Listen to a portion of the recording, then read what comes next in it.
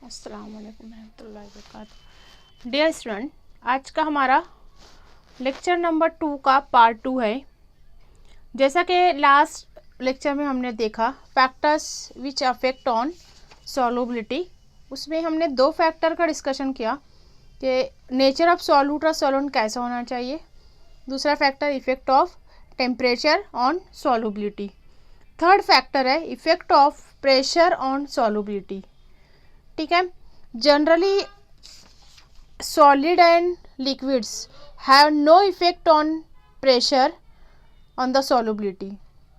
ठीक, क्योंकि वो नॉन कॉम्प्रेसेबल होते हैं और इनकम्प्रेसेबल होते हैं। सॉलिड एंड लिक्विड उनको आप कॉम्प्रेस नहीं कर सकते, इसलिए वहाँ पर प्रेशर डालने से कोई इफेक्ट नहीं होगा सॉल्युबिलिटी का। लेकिन अगर हम गैस लेते हैं, gaseous substances are highly compressible. ठीक है, चाहे वो सॉल्यूट के फॉर्म में लो या एज ए सॉल्वेंट लो, gases are highly compressible, therefore which highly affect the pressure solubility of a solvent. Okay, the solubility of gas increases with increasing the pressure. ठीक है, the solubility of gas increases with increasing the pressure.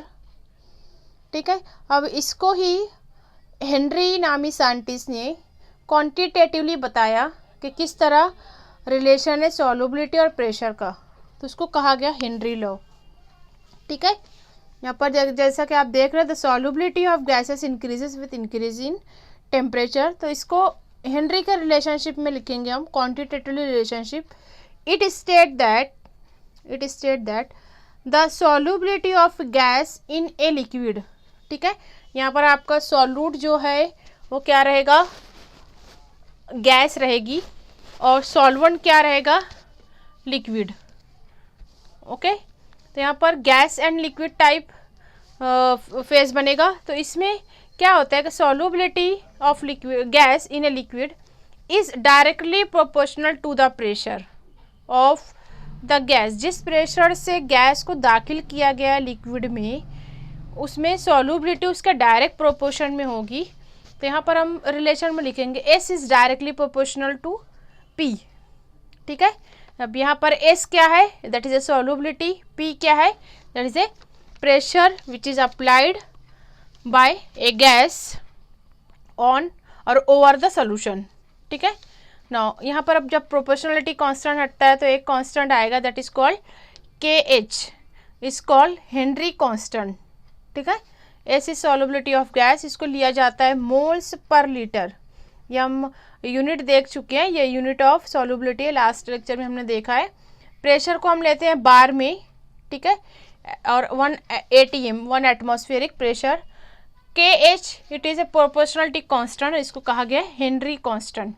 MCQ में आता है अक्सर ये, K H is denoted as. Okay, तो हम यहाँ से इस रिलेशन से यूनिट निकाल सकते हैं के एच की। के H is A Henry constant, that is a solubility divided by pressure. Solubility की यूनिट है मोल पर लीटर, और प्रेशर बार में लेते हैं तो ये हो जाती है मोल पर लीटर पर बार। ये भी अक्सर इसके ऊपर भी क्वेश्चन आता है, उसका आंसर ये होता है मोल per litre per bar. Remember that. Not see that exception to Henry law. Exception ऐसे कहते हैं कि जो रूल से हटकर कुछ बताया जा रहा है, उसको कहते हैं एक्सेप्शन। तो यहाँ पर कुछ गैसें जो हैं वो हेनरी लॉ को ओबे नहीं करती, जैसे ammonia gas and carbon dioxide gas do not obey the Henry law. क्यों ऐसा? क्योंकि ये पानी में सोलुबल गैसेस हैं।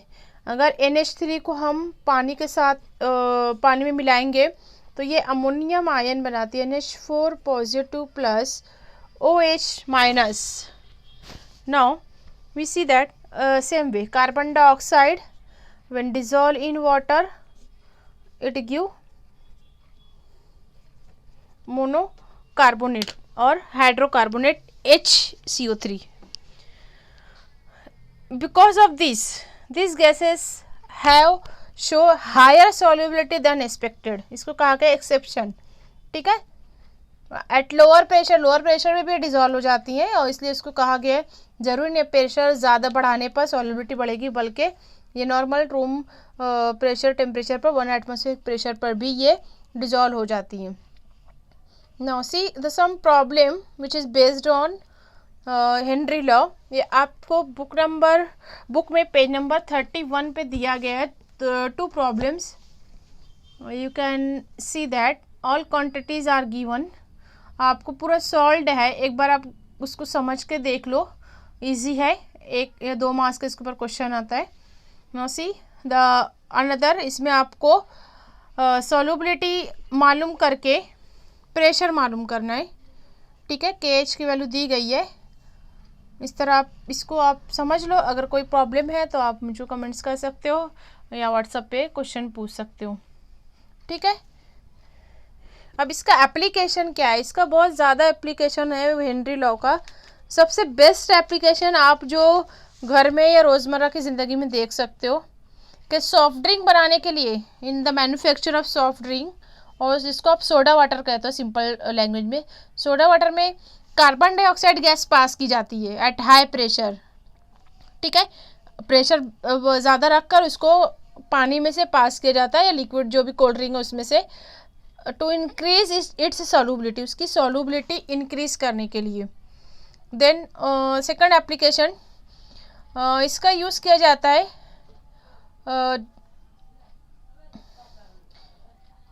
Breathing, as a breathing gas. यहाँ पर कुछ जो समंदर के अंदर जो होते हैं, डीप रिवर में ड्राइव करते हैं जो, तो ऑक्सीजन जो होती है लेस सॉल्युबल है, ठीक है।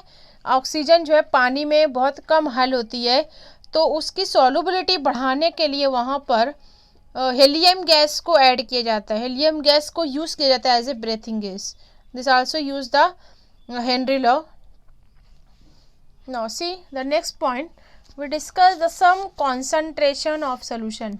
ये तो आपको आगे काम आएगा, लेकिन इसमें आप 11वीं में बहुत अच्छे से पढ़ चुके हो। कुछ बेसिक कॉन्सेंट्रेशन किसका बोलेंगे? It is nothing but the relative amount of solute present. It is defined as relative amount of solute. Amount of solute को कॉन्सेंट्रेशन कहते हैं। जैसा कि आप लैब में जाते हो, आप वहाँ पे देखे होंगे बहुत सारी बॉटल पे जब आप प्रैक्टिकल करते हो तो वहाँ लिखा रहता है डाइल्यूट HCl, कॉन्सेंट्रेटेड HCl। उसका मतलब क्या होता है? डाइल्यूट का मतलब होता है, जैसे इसको कहेंगे हम, बहुत ही कम अमाउंट में सॉल्यूट होता है, अमाउंट उसका कम है और कॉन्सेंट्रेट में ज़्यादा है, जिसको मुर्ताकिस भी कहते हैं, ठीक है। इसकी वजह से हम बहुत सारे जो रिएक्शन करते हैं, अगर डाइल्यूट सॉल्यूशन का यूज़ है और आप कॉन्सेंट्रेटेड कर लेते हो तो रिएक्शन गलत हो जाती है, ठीक है। तो यहाँ पे आपको बहुत ख्याल रखना है, कॉन्सेंट्रेशन में सॉल्यूट का अमाउंट ज़्यादा होगा, डाइल्यूट में कम होगा। इसी के बेसिस पे कुछ कॉन्सेंट्रेशन टर्म्स यूज़ होती है। कॉन्सेंट्रेशन को डिनोट करने के लिए कुछ एक्सप्रेशन है, हम उसको थोड़ा एक रिवाइज कर लेते हैं। आपने 11th स्टैंडर्ड में पढ़ा है, इसको आप सिर्फ एक बार रिवाइज करोगे। आप इसका स्क्रीनशॉट ले सकते हो ताकि आपको समझने में आसानी हो। पहली यूनिट देखेंगे हम। मैं यहाँ पे सिर्फ आपको फार्मूला बताती हूँ, यह आपका ऑलरेडी हो चुका है। हम इस यूनिट में डायरेक्ट प्रॉब्लम में इसका यूज़ होता है और कुछ लॉस वगैरह में इसका इस्तेमाल है, तो इसको देखना ज़रूरी है। Percentage by weight, percentage by weight इसको किस तरह डिफाइन करेंगे? It is defined as the amount of solute, the amount of solute present in 100 gram of solution. इसका क्या मतलब हुआ कि 100 ग्राम आपका सॉल्यूशन है, उसमें सॉल्यूट कितना है, इसको हम कहते हैं वेट मालूम करना बाय परसेंटेज। परसेंटेज के लिए आप सिंपल सिर्फ 100 से मल्टीप्लाई कर देते हो तो उसका परसेंट मालूम हो जाएगा। इसको लिखते हैं weight of weight is equal to weight of solute, ठीक है, वेट ऑफ सॉल्यूशन। सपोज आपको बनाना है सोडियम हाइड्रोक्साइड का सॉल्यूशन, ठीक है, तो उसमें आप 10 ग्राम अगर सोडियम हाइड्रोक्साइड लेते हो और वहाँ पर आप 1 लीटर सॉल्यूशन में डिज़ोल्व करते हो, तो यहाँ पर उसका आपको परसेंटेज मालूम हो जाएगा। जैसे सपोज मैं यहाँ पे एक एग्जांपल करके बताती हूँ। 10 ग्राम आपका सॉल्यूट है, आपने उसको लिया 100 ग्राम वाटर में, तो तो यहाँ पर 10 जो आ जाएगा उसका वेट परसेंट आ जाएगा। 10% जो है वो आपका सोल्यूशन प्रिपेयर होगा सोडियम हाइड्रोक्साइड का, ठीक है। Percentage by volume second terms, it is defined as percentage by volume, it is defined as the weight of solute, the weight, बहुत ध्यान से देखेंगे यहाँ पर थोड़ा थोड़ा टर्म्स का डिफरेंस है। The weight of solute present in 100 ml in 100 ml of solution. ऊपर क्या था, 100 ml नहीं था, 100 ग्राम था। ये आपको इसको मार्क कर लो, 100 ग्राम, तो उससे वेट ऑफ वेट मालूम होगा, और 100 ml है तो इससे आपको वेट बाय वॉल्यूम मालूम होगा। वॉल्यूम मालूम करना है आपको तो लीटर यूज़ करोगे, यहाँ ग्राम नहीं यूज़ करोगे। 100 ml ऑफ जो भी है यहाँ पर आप इस एक्सप्रेशन से लिख सकते हैं weight of solute divided by weight of solution multiply 100, okay. और volume of solute present in 100 ml, इसको मालूम करने के लिए आप अगर दोनों लिक्विड है, अगर यहाँ ये सॉलिड है और ये लिक्विड है तो ये फार्मूला यूज़ करेंगे। अगर दोनों लिक्विड है तो आपको वॉल्यूम ऑफ सॉल्यूट लेना है, वॉल्यूम ऑफ सॉल्यूशन लेना है। Is that clear? Now see next term that is a mole fraction, it is very important. इसको एक्स से जाहिर करते हैं, स्मॉल एक्स से। मोल फ्रैक्शन ये क्या है देखेंगे, it is a define as the ratio of the number of moles of a component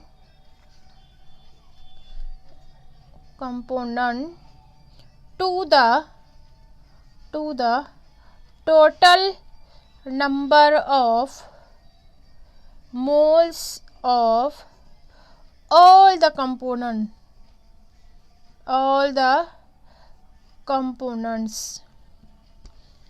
ठीक है। अगर यहाँ क्या है, इसका मतलब क्या था, ratio of number of moles.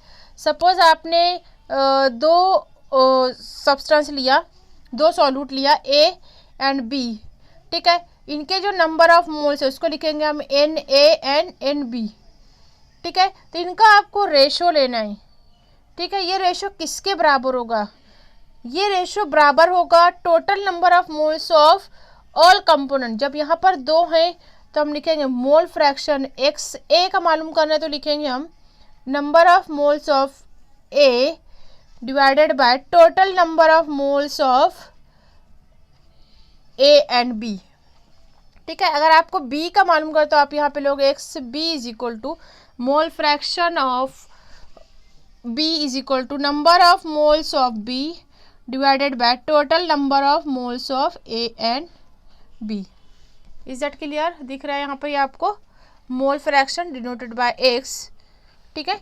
अगली टर्म है पार्ट्स पर मिलियन, पीपीएम कहा जाता है और अक्सर बुक में प्रॉब्लम में पीपीएम ही लिखा जाता है। अच्छा हाँ, एक बात यहाँ पर आपको देखना है कि एक्स ए और एक्स बी की वैल्यू हमेशा यूनिट होती है, 1 होती है, ठीक है। इसकी कोई यूनिट नहीं होती, लेकिन इसकी क्वांटिटी हमेशा इक्वल टू 1 होती है। X A mole fraction of A mole fraction of B is equal to 1, okay.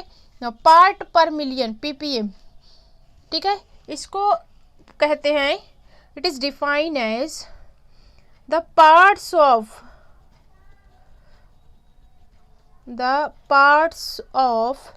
A component per million parts.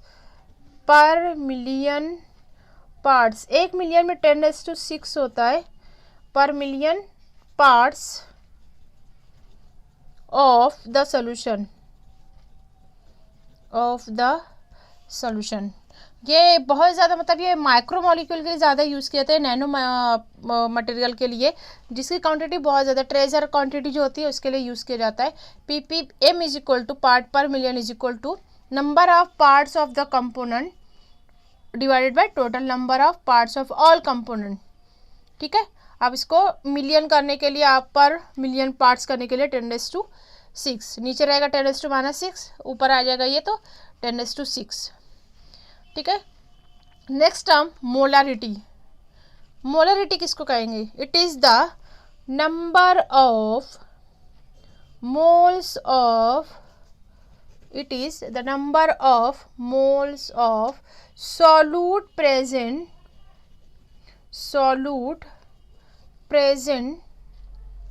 number of moles of solute present in 1 liter, in 1 litre, और 1 litre को आप लिख सकते हो decimetre cube, ठीक है, of the solution, 1 litre of the solution, ठीक है।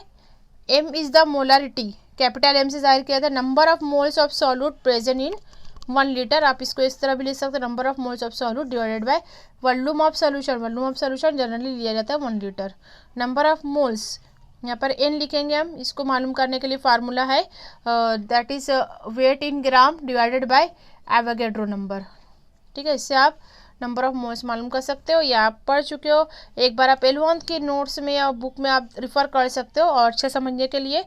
देन मास ऑफ सॉल्यूट से मालूम कर सकते हैं, mass of solute in gram multiply 1000 divided by molecular weight of solute and then given volume of a solution. देख यहाँ पर आप देख सकते हो 1 मोलार अगर सोल्यूशन है, 1 मोलारिटी इसकी, तो सोल्यूशन को मोलार सोल्यूशन कहेंगे, 0.1 है तो इसको कहेंगे डेसी मोलार, 0.5 है तो इसको कहेंगे 0.5 मोलार सोल्यूशन है इसको कहेंगे semi molar solution. Now next term the molality and normality we see in next lecture. Okay, thank you.